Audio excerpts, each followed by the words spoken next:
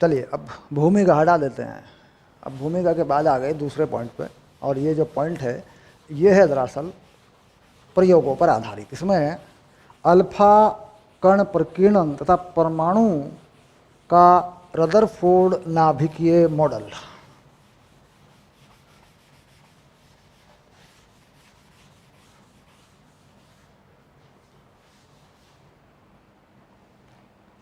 बारह दो। देखिए इस चीज़ को ना थोड़ा सा यहाँ से हटा लेते हैं, क्योंकि ये जो चीज़ है ना ये अलग चीज़ है हमारे पास। ये चीज़ें तो हम पॉइंट टू पॉइंट कर ही रहे हैं, कोई दिक्कत नहीं है, ये हटा लेते हैं। और यहाँ पर जो थोड़ी सी जगह है ये हमारे किसी काम आ सकती है, इसको भी सही कर लेते हैं। ये जगह हमारे काम आ सकती है, ये यहाँ पे हम पॉइंट टू पॉइंट चलते हैं। लिखते हैं 12-2, 12-2। ठीक। एल्फा कण प्रकीर्णन, एल्फा कण प्रकीर्णन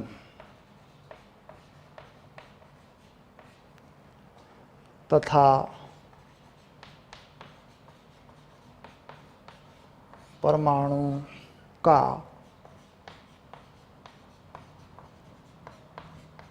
रदरफोर्ड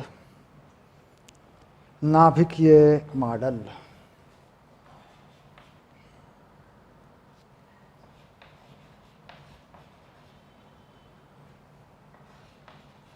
नाभिकीय मॉडल।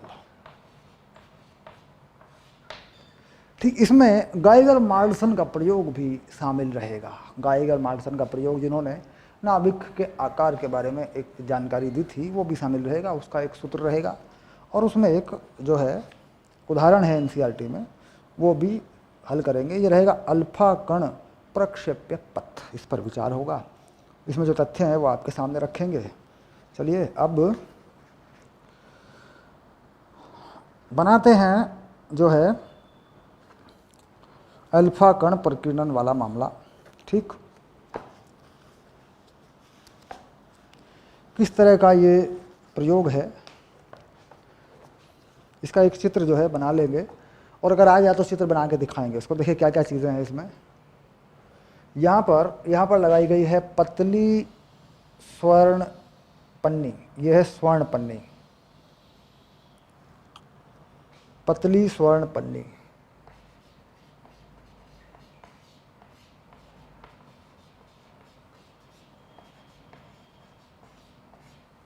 और इसके पीछे यहाँ लगा दिया गया है एक पर्दा। ये है पर्दा जिस पर अल्फा कण की जानकारी मिलेगी आपको, कितने अल्फा कण इस पर पहुँच रहे हैं। अल्फा किरण पुंज, अल्फा कणों का जो किरण पुंज है वो यहाँ डाल देंगे।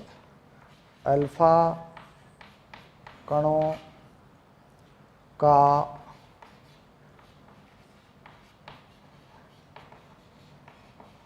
किरण पुंज। लेड की ईंटें। अब ये लेड की ईंटें क्यों लगी हैं? एक सीधी रेखा में लाने के लिए। ये हैं लेड की ईंटें। अल्फा कणों का जो किरण पुंज है उसे एक सीधी रेखा में लाने के लिए ये लगी हैं लेड की ईंटें।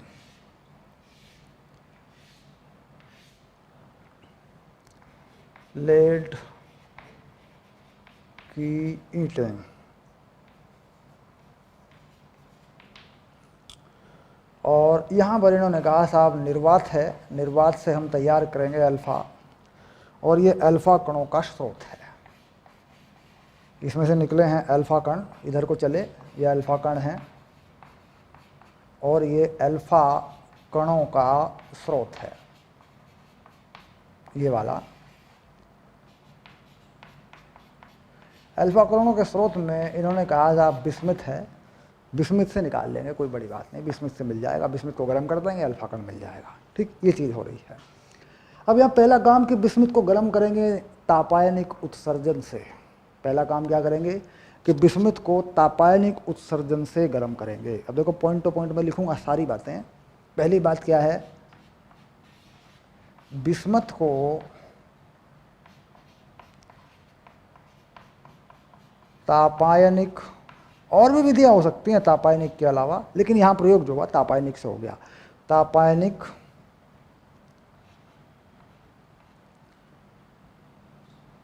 बिस्मिथ को का तापायनिक उत्सर्जन है ना, विस्मित का तापायनिक उत्सर्जन, तापायनिक उत्सर्जन, विस्मित के तापायनिक उत्सर्जन से, ऐसा लिख देंगे ना, विस्मित के तापायनिक उत्सर्जन से अल्फा कण प्राप्त करना, पहला काम। दूसरा काम, अल्फा कणों को सीधी रेखा में चलाना, ये दूसरा काम है। कौन करेगा इस काम को? लेड की ईंटें। इस पे लिख देंगे ये काम किसने किया? लेड की ईंटें, है ना, लिख देंगे लेड की ईंटें। ओके। अब इसके बाद अल्फा कणों का किरण पुंज पड़ता है स्वर्ण पन्नी पर। अब अल्फा कणों की स्वर्ण पन्नी पर टक्कर, ठीक, टक्कर ऐसा लिख देते हैं, यह हो गया, ठीक।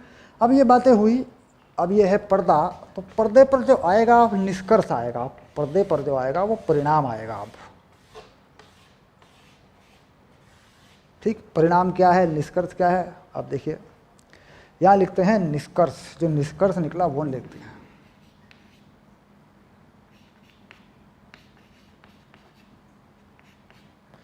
निष्कर्ष है ना, तो ये स ये वाला और ये स ये वाला, ये बना देता हूँ लो, ये आ गया निष्कर्ष, है ना। ज्यादातर अल्फा कण पार निकल गए, ठीक, पहला ज्यादातर अल्फा कण पन्नी से पार निकल गए, जिससे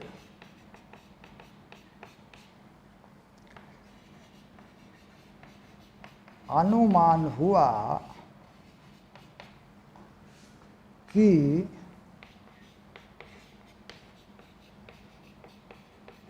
परमाणु का अधिकतर भाग खाली है। ये पहला निष्कर्ष, ठीक। दूसरा निष्कर्ष, बहुत थोड़े वापस मुड़ गए, इससे यह अनुमान हुआ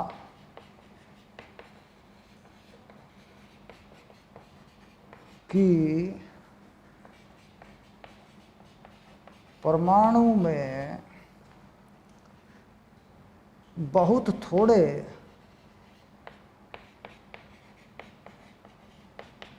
आयतन में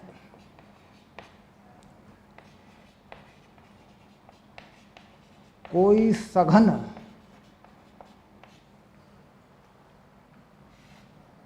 यहाँ लिख दूंगा, देखो यहाँ ले आऊँगा इस चीज़ को, ऐसे, है ना। यहाँ के बाद यहाँ लिख दूंगा, देखो ये दूसरा, ये तीसरा यहाँ लिख दूंगा, इस चीज़ को यहाँ जोड़ दूंगा। देखो कोई सघन द्रव्यमान स्थित है जिसे अल्फा कण भेद नहीं पाए, जिसको अल्फा कण भेद नहीं पाए, ठीक। तीसरा निष्कर्ष, कुछ अल्फा कण विक्षेपित हुए जिससे किसी जगह पर धन आवेश इकट्ठा या एकत्रित होने का अनुमान हुआ। ठीक, तो सारी जानकारियां कहाँ? अनुमान, प्रयोगों के आधार पर अनुमान हुआ। तीन बातें क्लियर हुई। ज़्यादातर अल्फा कण पन्नी से पार निकल गए, यानी ज़्यादातर जो है इस पन्नी से पार निकल गए, बहुत थोड़े से विक्षेपित हुए। ठीक, और बहुत ही थोड़े से वापस चले गए। ठीक, तो ज़्यादातर जो पार निकल गए, ये इससे क्या अनुमान लगाया कि भाई परमाणु खाली है। परमाणु में, जिसे हम परमाणु कह रहे हैं, बाद में परमाणु कहा, परमाणु की खोज चल रही थी, परमाणु नाम दिया। परम अणु, परमाणु का मतलब है परम अणु, यानी पहला अणु। तो पहला अणु, उसके बाद फिर परमाणुओं से मिलकर अणु बनते हैं, बात आई। परमाणु का पूरा मतलब है परम अणु। परम यानी पहला, जो परम है। इसके बाद ज़्यादातर पार निकल गए, तो ज़्यादातर हिस्सा खाली है। अब कुछ विक्षेपित हुए, इसका मतलब यहाँ कहीं धन आवेश है। और अल्फा कण पे कैसा धन आवेश है? अल्फा कण होता है हीलियम का नाभिक। ये देखिए, इस पे कैसा कण है, आवेश है कण पे धनात्मक, तो धनात्मक आवेश धनात्मक को प्रतिकर्षित कर दिया। कुछ थोड़े से विक्षेपित हो गए, जो बिल्कुल सीधे टकराए वो वापस आ गए, बहुत थोड़े से, बहुत ही थोड़े से वापस आ गए, 0.1% वापस आ गए। ठीक, कुल मिलाकर ये जो है मामला, कुछ आंकड़े मिलने से जो है इसमें निष्कर्ष निकला कि बहुत सघन द्रव्यमान है, जिसे तोड़ा नहीं जा सकता, जिसे भेदा नहीं जा सकता। अब ये था रदरफोर्ड का मॉडल। इसी रदरफोर्ड के मॉडल को गाइगर मार्डसन ने वापस किया, जो कत्तो मामला है बिल्कुल। इन्होंने इस दूरी को निकाला, ये दूरी कितनी है, ये दूरी कितनी है भाई। अल्फा कण को कोई ऊर्जा दे रहे हैं, मान लीजिए अल्फा कण को कोई ऊर्जा देकर यहाँ छोड़ रहे हैं, तो ये वापस जा रहा है, तो ये दूरी कितनी है। ठीक, यानी जो सीमा है दूरी की, कहाँ तक वो पहुँच सकता है, वो दूरी कितनी है। ठीक, इसे बोलते हैं क्लोजेस्ट अप्रोच, यानी कम से कम दूरी, नज़दीक में कहाँ तक पहुँच सकता है अल्फा कण इसके। तो उससे क्या पता होगा? नाभिक के आकार का पता लगेगा, क्योंकि भाई टक्कर हो जाएगी और दोनों पे आवेश जो है वो धनात्मक है, तो अधिकतम जो है ऊर्जा दे के भेजा है अल्फा कण को, मान लीजिए, तो नाभिक के बिल्कुल पास तक पहुँचेगा।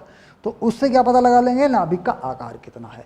परमाणु के आकार का अंदाजा इस चीज़ से हो जाएगा, कितने कण बिल्कुल सीधे पहुँचे हैं। तो ज़्यादातर हिस्सा जो है देखेंगे परमाणु का, वो खाली आ जाएगा। इसके बाद नाभिक के आकार को लेकर के अब आई गाइगर मार्डसन की बात। गाइगर मार्डसन ने क्या किया, इसी प्रयोग को ठीक करेंगे और चित्र दोबारा बना लेंगे इसका, और गाइगर मार्डसन के नाम से हम चीज़ नहीं बना देंगे यहाँ पे। ठीक, चलिए मिटा देते हैं, ये निष्कर्ष हटा देते हैं।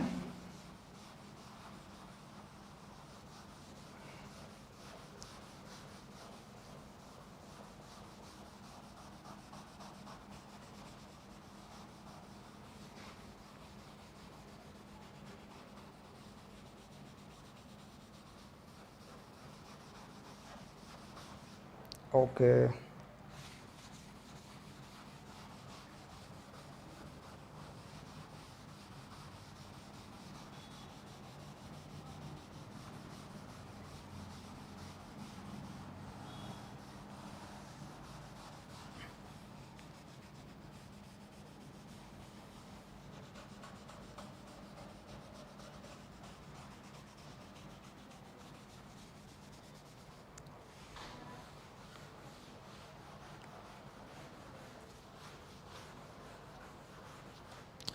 अब इसी चीज़ में हम इस चीज़ को थोड़ा सा गाइगर मार्डसन के हिसाब से देखें तो थोड़ा बड़ा करके ठीक करके बना देते हैं। कैसे बनाते हैं? देखिए, ये बना लेते हैं नाभिक, ये हो गया नाभिक। ठीक, और नाभिक पर कैसा आवेश है, नाभिक पर जो आवेश है वो कैसा है? धन आवेश है, और वो Ze के बराबर है, Ze पॉजिटिव। यहाँ पर जो Z है वो परमाणु क्रमांक है। जैसे हम कहते हैं स्वर्ण पन्नी, तो स्वर्ण का जो है, या लोहे मतलब सोने का, गोल्ड का, ये परमाणु क्रमांक है, क्योंकि प्रोटॉनों की संख्या जितनी है, ये क्या है, यह प्रोटॉनों की संख्या, परमाणु क्रमांक। इसे कह देते हैं स्वर्ण का परमाणु क्रमांक। परमाणु क्रमांक किसे कहते हैं? इसे कहते हैं प्रोटॉनों की संख्या। बाद में आएगी ये बात, लेकिन कहते हैं, बाद में कह देते हैं, चलो कोई फर्क नहीं पड़ता। तो इससे क्या पता चलता है? कुल कितना धनावेश है इसका पता चल जाता है। ठीक, अब यहां से एक अल्फा कण छोड़ देते हैं, जिसे एक गतिज ऊर्जा देते हैं, अल्फा कण छोड़ देते हैं। अल्फा कण पर जो आवेश है वो है, हीलियम का नाभिक है 2 इलेक्ट्रॉन के बराबर पॉजिटिव आवेश है, और इसको एक गतिज ऊर्जा देते हैं k के बराबर half m alpha v alpha square, जिसमें ये जो m अल्फा है ये अल्फा कण का द्रव्यमान है, ये v अल्फा जो है ये उसकी चाल है या उसका वेग है, और ये कुल k जो है ये गतिज ऊर्जा है। सीधा नाभिक की तरफ इसे छोड़ देते हैं, बिल्कुल नाभिक के केंद्र की तरफ छोड़ देते हैं, या फिर वो गणनाएं करते हैं जो नाभिक से सीधे टकराती हों, क्योंकि इसके अलावा अगर हम कुछ रखेंगे तो ये विक्षेपित हो जाएगा। सीधे मान के चल रहे हैं कि सीधा टकराए बिल्कुल और वापस आ जाए सीधा, तो कह रहा है ये यहाँ तक पहुँच जाता है, कम से कम ये यहाँ तक पहुँच जाता है, और नाभिक से r दूरी बना दें इस दूरी को, और इसे कह दें d। r ना बनाएं, d बना दें। ठीक, तो d क्या है? ये है कम से कम दूरी। ये किस में बदल गई? कहते हैं गतिज ऊर्जा स्थितिज ऊर्जा में बदल जाएगी। भाई देखो, प्रतिकर्षण हो रहा है, ये कैसा कण है? धनात्मक आवेश का है, और ये भी धनात्मक आवेश का है। कह रहे यहाँ पर आपको एक बात माननी पड़ेगी कि इस पर कोई फर्क नहीं पड़ता। वैसा भी तो होता है, ये प्रतिकर्षण इसे प्रतिकर्षित कर दे, सोने में से सोने का परमाणु बाहर, सोने में से सोने का परमाणु बाहर। कह रहा वो नहीं होता है, वो नहीं करना। सोने का स्ट्रक्चर, सोने की संरचना मजबूत है, अल्फा कण वापस आएगा, सोने को नहीं तोड़ना है। ठीक, चलिए, तो कुल मिला के यह वह कम से कम दूरी है जो हमें निकालनी है। अब यहाँ पे जो है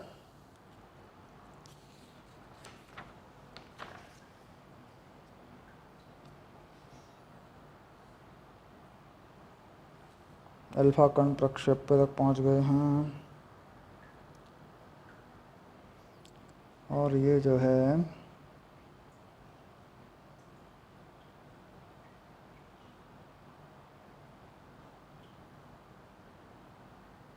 ओके फाइनल। चलिए, अब हमें क्या करना है कि ये कम से कम दूरी है। ठीक, अब इसे हम क्या कह सकते हैं? इस दूरी को हम क्या कह सकते हैं? देखो, इसी बात को मैं देख रहा था कि इसे मैं कहूँ क्या। भाई कम से कम दूरी तो मैंने कही दी, इसको हम कहते हैं क्लोजेस्ट अप्रोच। तो इसे कहते हैं समीपतन, समीपतन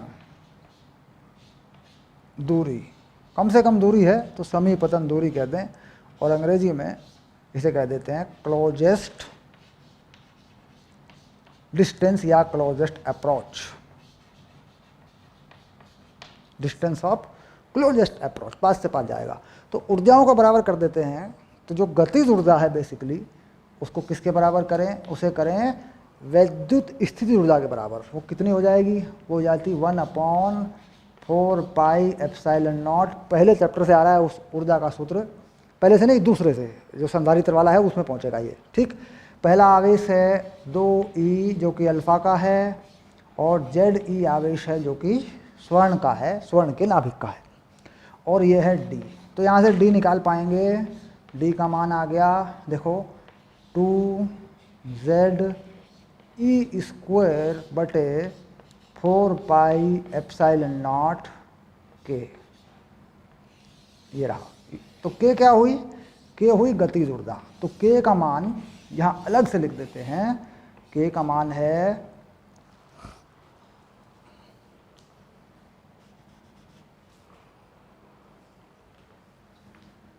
के को लिख देते हैं के अल्फा, अल्फा कण की गतिज ऊर्जा। देखो के अल्फा लिख दिया मैंने, 1/2 बराबर 1/2 m alpha v alpha square. देखो ये आ गई।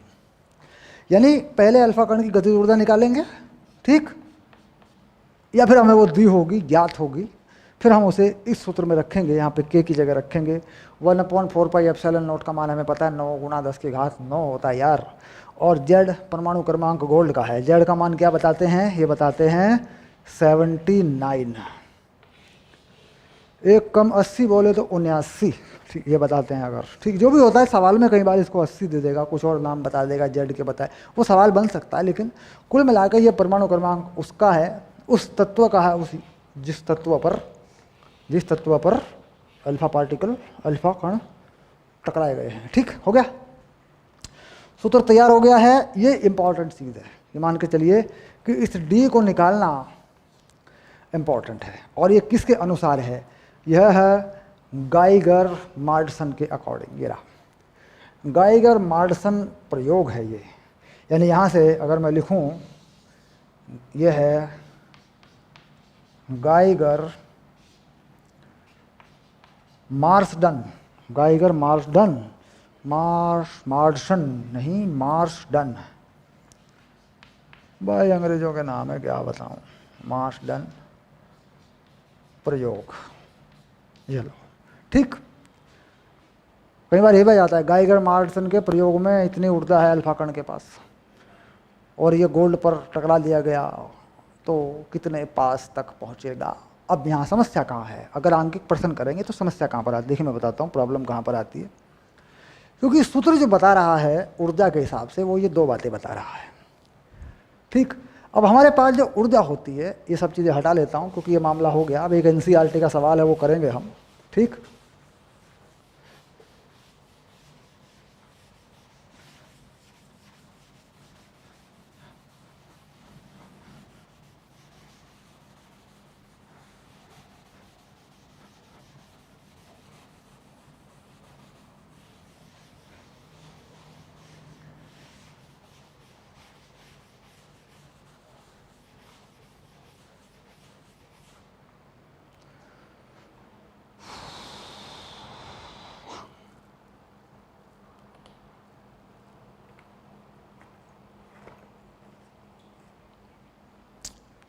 समस्या देखिए, मान लीजिए के की बात करें, हम कह रहे हैं साहब ये के जो है अल्फा कण की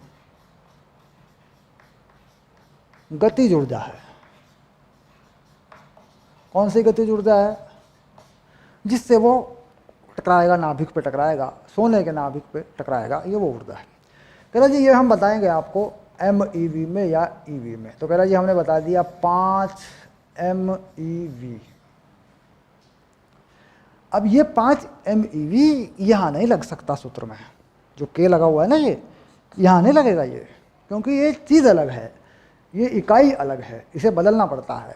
इसे कैसे बदलेंगे ये पक्का करें। सबसे पहले ये है मेगा या मिलियन, 10 लाख होते हैं इसमें, तो पहले m को हटा दें, 10 की पावर 6 लगा दें, इलेक्ट्रॉन वोल्ट को जूल में बदल दें, इलेक्ट्रॉन के आवेश से गुणा करते हैं, तो ये बन गया जूल।